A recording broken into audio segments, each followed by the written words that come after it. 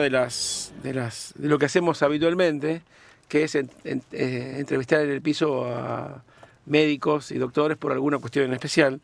En este caso vamos a hablar con el doctor Gabriel Zaraniti, que es tocoginecólogo, y le estamos dando la bienvenida en este emotivo pero sencillo acto. Bueno, muchas gracias por la invitación. Bien, lo primero que le voy a preguntar, doctor, o Gabriel, Gabriel, lo primero que le voy a preguntar a Gabriel es cómo definimos a la tocoginecología. Bien, complejo definir a la tocoginecología porque incluye 3 especialidades, que es la ginecología, la obstetricia y la mastología. Con lo cual ya cuando uno hace la especialización, ya aborda 3 subespecialidades, con lo cual tratamos más que nada todas afectaciones de las mujeres y también el embarazo. O sea, eso es si quisiéramos definir lo que es tocoginecología. Y bueno, como para entrar un poco en eso, hoy lo que buscamos hablar también es un poco de la endometriosis. Entonces, en primer lugar, consultarle de qué se trata la endometriosis para aquellas personas que no saben qué es.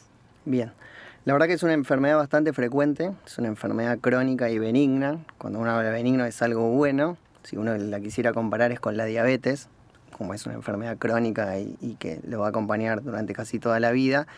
Y la verdad que es una enfermedad que está poco visibilizada o poco expuesta, ¿sí? Esto se ve mucho en las estadísticas, cuando uno ve las estadísticas de Argentina, que si bien tenemos poca base de estadística, pero la verdad que por la Sociedad Argentina de Endometriosis se pueden ir haciendo, y esto afecta casi al 10% de las mujeres.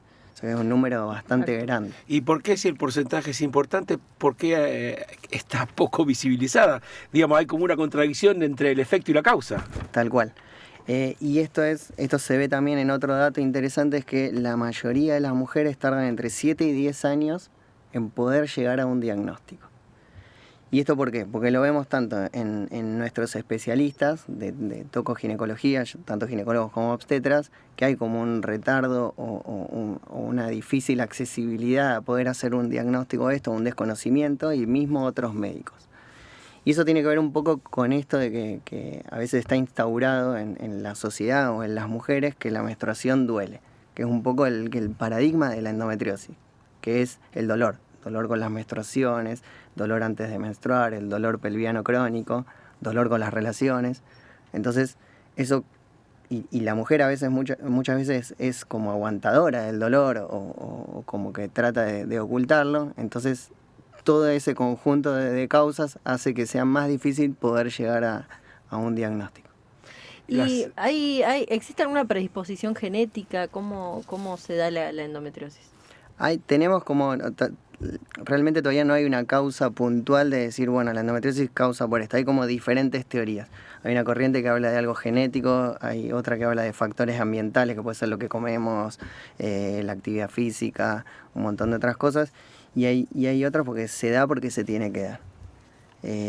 No hay como una correlación. Sí, lo que se ve a veces en grupos de mujeres o en grupos familiares de mujeres donde la mamá está afectada o la hermana está afectada, también hay como esa predisposición. Pero por ahora no hay una causa puntual, que esto un poco va también al tratamiento, decir, bueno, esta es la causa, ataquemos esto. Pero por ahora no tenemos algo que diga, bueno, viene por acá. Hablaste de un elemento común que es el dolor, recién. Y la pregunta es, digamos, ¿cómo definir la endometriosis y, en todo caso, cómo se manifiesta, cuáles son los síntomas, por qué las mujeres deberían ir a consultar, ese es un control periódico, e incluir la endometriosis? El dolor sabemos que es algo subjetivo. Hay gente que un pinchazo le puede doler una intensidad de 1 en 10, o hay otras personas que puede ser en 1 en 3. Entonces, ahí lo que hay que empezar a subjetivar o empezar a tratar de objetivar cómo ese dolor impacta en la calidad de vida de la paciente o de la mujer. O sea, ese sería como el primer parámetro. Entonces, uno tendría que ver cuando la mujer tiene menstruación o antes de menstruar, si tiene dolor en la parte baja del abdomen, en la pelvis, en la espalda, si eso le irradia la pierna, si le molesta cuando hace pis, si le molesta cuando va de cuerpo, si le molesta cuando tienen relaciones, o sea, si toman analgésicos o no. O sea, hay un montón de factores a los cuales prestarle atención. Tal cual, que es un poco esto de tener en cuenta. Pues, pero básicamente es esto, dolor con las menstruaciones, que quizás uno se toma algún analgésico, algo recurrente cuando uno está en la consulta y dice, no, yo cuando estoy menstruando me tengo que quedar en mi casa y cosas que no puedo hacer. No puedo hacer actividad física, no puedo ir a trabajar, me tengo que quedar acostada con una bolsa de agua caliente, o los días antes de menstruar no puedo levantar a mis hijos cuando son chiquitos, cuando tengo relaciones me duele, cuando termino de tener relaciones me duele, ciertas posiciones que me molesta. Fuera de las menstruaciones, no sé, como algo y se me hincha la panza. Son todas manifestaciones que probablemente pueden ser de la misma enfermedad. Entonces, como esto que yo les comentaba, todos estos síntomas a veces pueden remediar a otras patologías, por eso es tan difícil. Entonces, capaz que la paciente va a consulta al ginecólogo, no obtiene mucha respuesta, va al gastroenterólogo, tampoco le termina de solucionar. Entonces, como eso es lo que va generando ese retraso en poder hacer un diagnóstico y obviamente hacer un tratamiento. Y perdón, ¿es posible tener endometriosis y no sentir dolor? Puede pasar, obviamente no es lo habitual, no pasa en la mayoría de las pacientes. Y sí podés llegar a estar en esa situación después de que haces algún tratamiento o algo, que puede ser que vos tengas endometriosis, que esté bien tratada y que tengas una buena calidad de vida y puedas desempeñar todas estas cosas que quizás antes no podías, que es un poco el objetivo que nosotros buscamos cuando tenemos una paciente con endometriosis. ¿Y es meramente ginecológico o puede comprometer a otros órganos? Puede comprometer a otros órganos también.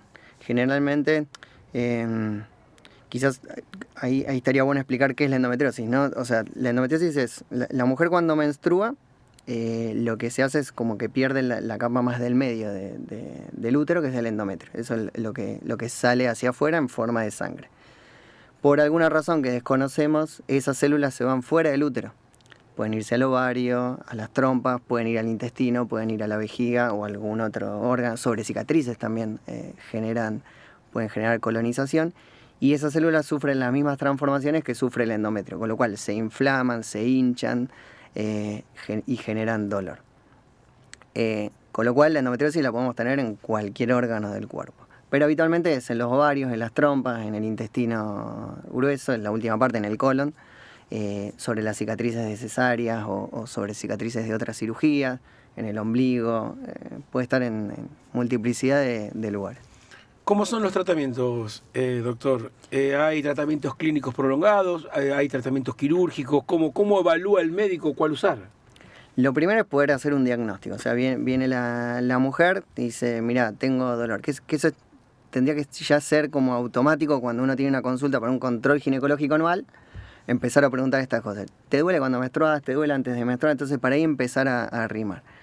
Antes lo que se hacía es como un diagnóstico a través de una cirugía. Por suerte ya no se hace más porque la verdad que es bastante cruento llegar a una cirugía.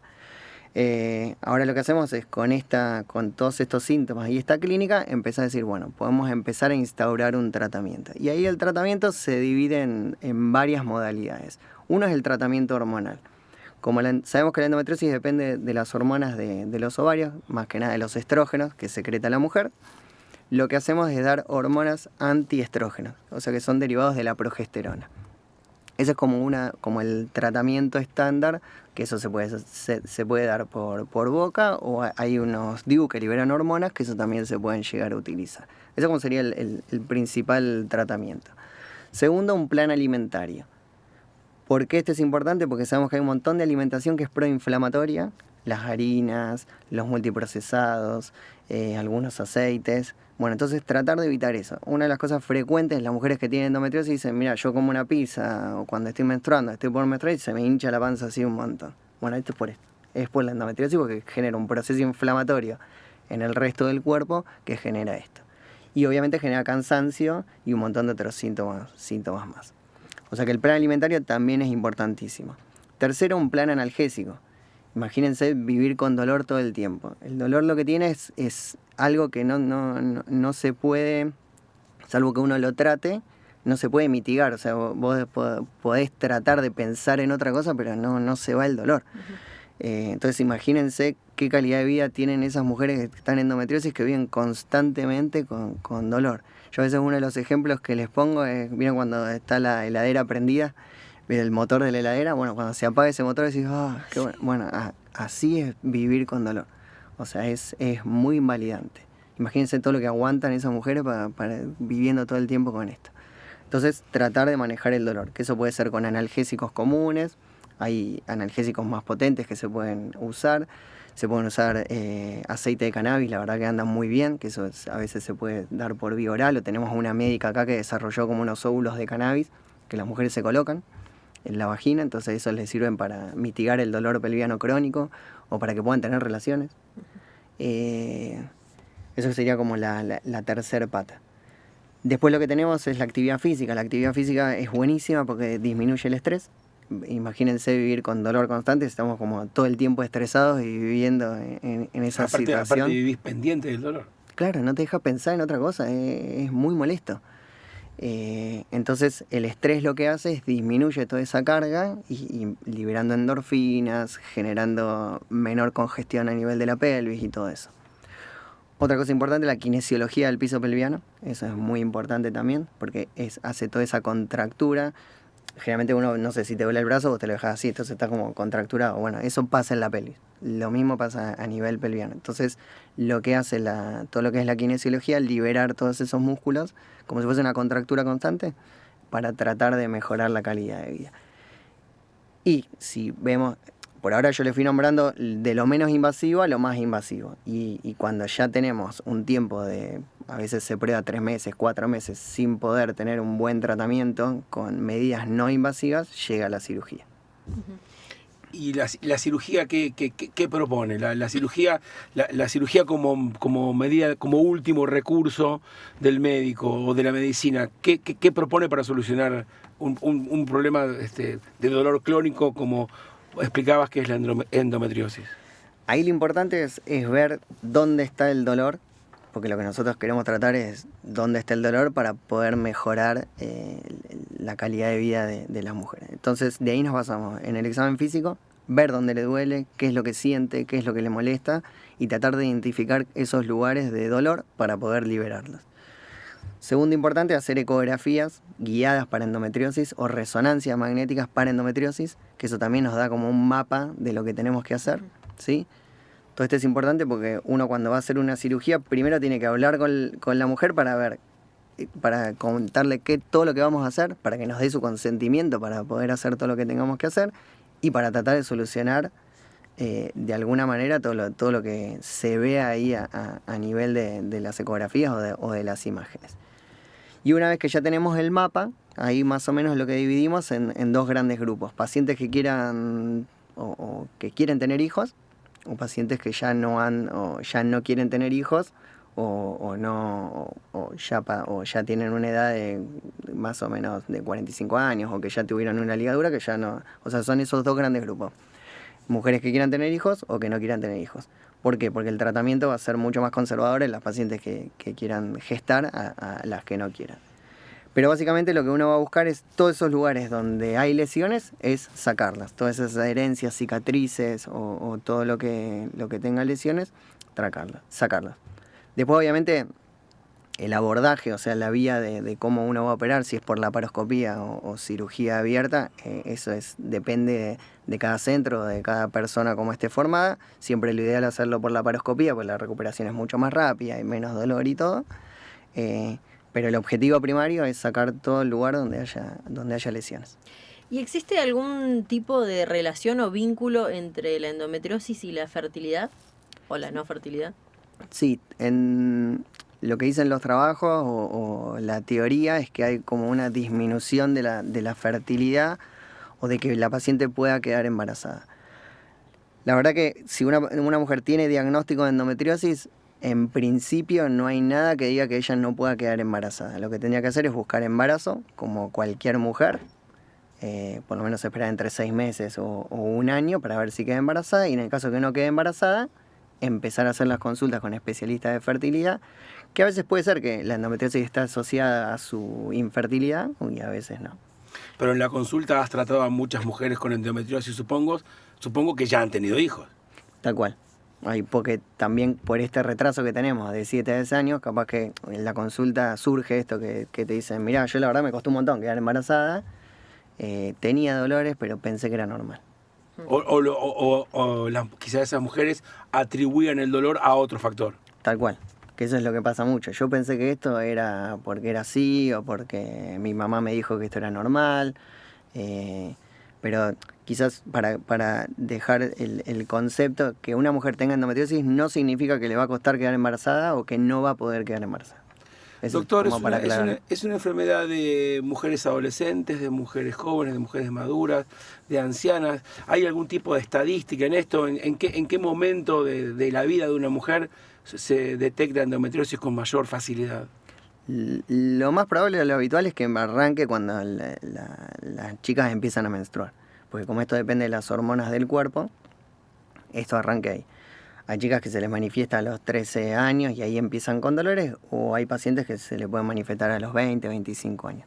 Y generalmente con la menopausia, cuando se va la función ovárica, o más que nada la función de los estrógenos, generalmente ahí se apaga la endometriosis, entonces ahí ya no tenemos más afectación por esto. Se puede decir, a lo mejor digo un barbarismo, ¿no? Pero por eso que acabas de decir que la endometriosis es una enfermedad de la mujer fértil.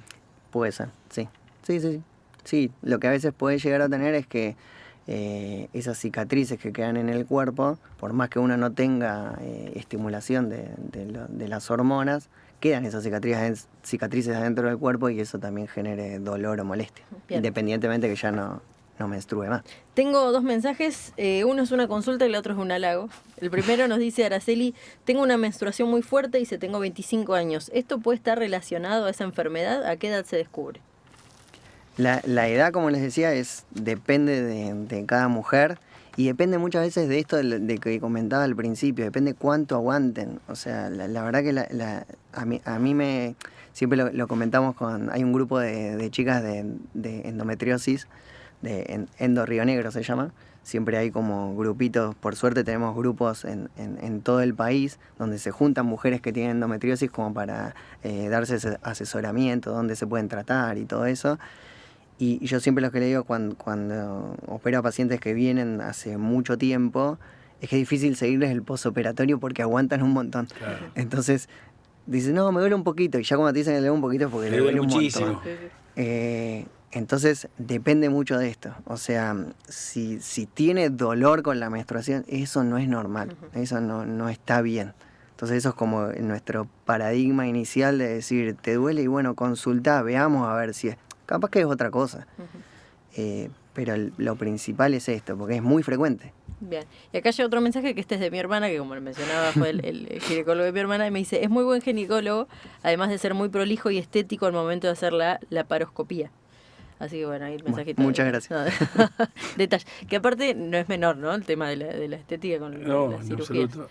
Sí, esto es como decía, o sea, yo tuve una formación en laparoscopía, por suerte, o sea, me formé en Buenos Aires, en el Hospital Italiano, con lo cual eso te da una ventaja para el tratamiento, pero eso no importa, o sea, se puede tratar la endometriosis también por cirugía abierta y está bien. Una pregunta, doctor, la opción de cirugía tradicional o laparoscópica, ¿depende más de tu decisión o decisión del paciente o hay un cuadro que sugiere una cosa o la otra? Depende tal cual de la patología que tenga la mujer, de la capacitación que tenga tanto el profesional actuante como del lugar donde uno esté, porque uno puede saber en la laparoscopía, pero si no tiene el recurso humano que te acompañe en el posoperatorio o los recursos tecnológicos, es muy difícil.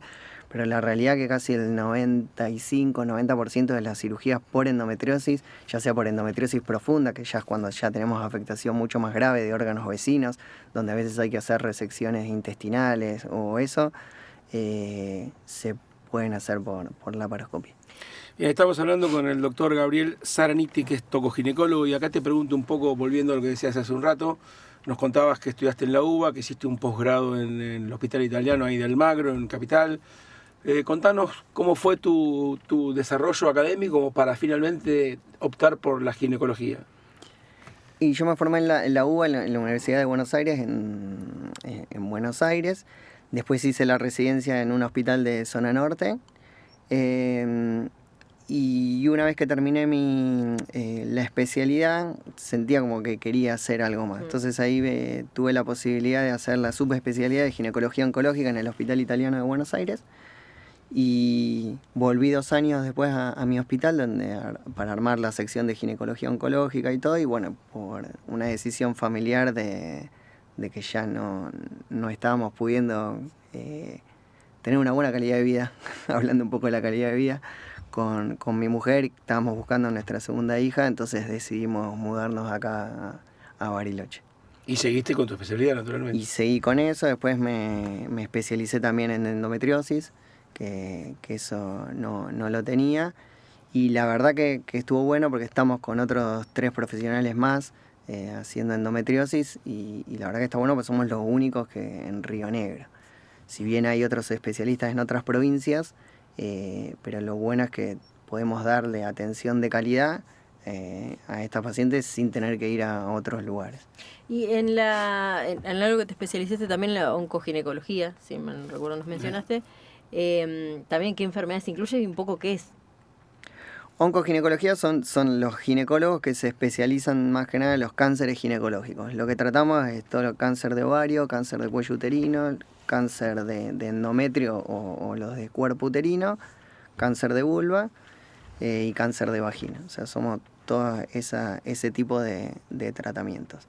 Con lo cual, ese es, o sea, para la paciente es mejor porque se atiende con un especialista. Y también le damos la posibilidad de no tener que viajar a Buenos Aires para tener que hacer esto. Obviamente que tanto la endometriosis como la ginecología oncológica no soy el único que está, siempre por suerte tenemos todo un equipo alrededor. Por ejemplo, en gineco trabajamos con los oncólogos, con los imagenólogos, con la gente del dolor o de cuidados paliativos, toda la gente de enfermería, las instrumentadoras. O sea, atrás nuestro siempre hay un montón de gente que por suerte nos ayuda y nos acompaña, porque por más que uno, como te decía antes, esté capacitado, necesitas todo un equipo, una infraestructura para poder desarrollar todo esto. Gabriel, la última de mi parte, y tiene que ver con algo que a veces no solemos asociar con un dolor o con alguna enfermedad, y lo repetías hace un rato cuando estableciste la relación entre alimentación y endometriosis. ¿Por qué a veces cuesta tanto vincular una cosa con la otra? Cuando vos lo explicaste me sonó tan lógico, pero no me lo había imaginado a priori. Y creo que tiene que ver con los hábitos. Es mucho más fácil cocinarse algo, un ultraprocesado, o ir a comer una pizza o algo de eso, que empezar a desandar todo ese camino que nosotros tenemos. Nos pasa con los pacientes que fuman, o los que tienen diabetes. Todas estas enfermedades crónicas, llega un momento que uno se cansa de poder hacer, entre comillas, las cosas bien. Entonces es más fácil a veces tomar el otro camino, pero bueno, sí, no sé.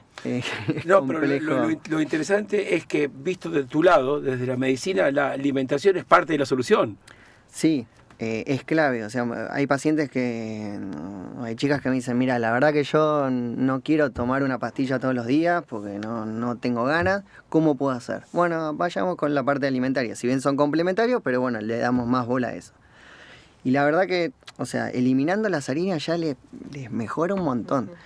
Empezando a comer pescados, hay algunas carnes que también... El pollo, por ejemplo, el pollo tiene hormonas.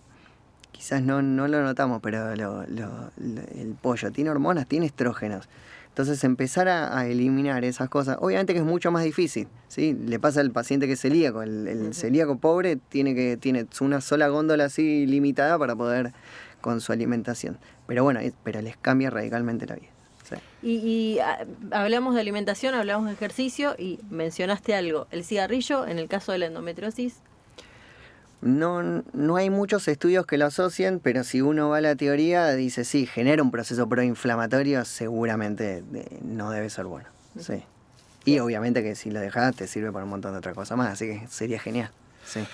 Doctor Gabriel Zaraniti, tocoginecólogo, muchísimas gracias por este ratito aquí en Bitácora, en Radio 6. Ha sido muy amable. Y en mi caso particular he aprendido mucho. Sí, bueno, muchas gracias por la invitación. Un placer. Déjame mandarle un saludo a mi familia. Sí. Después lo van a poder ver. Después lo van a ver, tipo 7:30, 8 está en YouTube Así que... Para que lo miren los que Para que quieran. lo miren de tu familia o el que quiera. Tus pacientes lo van a mirar. Y van a decir, Había gente mirando, sí, doctor, te vi en YouTube. Genial. Gracias. Bien. Muchas gracias, Gabriel. 18, 21 minutos, dice nuestro amigo El Pregón. Nos vamos a la pausa publicitaria, que es breve, pero indispensable. Y a la vuelta, más usted tiene que volver porque Decepción y Desencanto seguirán estando acá. Como tiene que ser. Pero hay un tema que eligió usted, Desencanto, A ver. que es Seven Nation Army, de un grupo que se llama The White Stripes.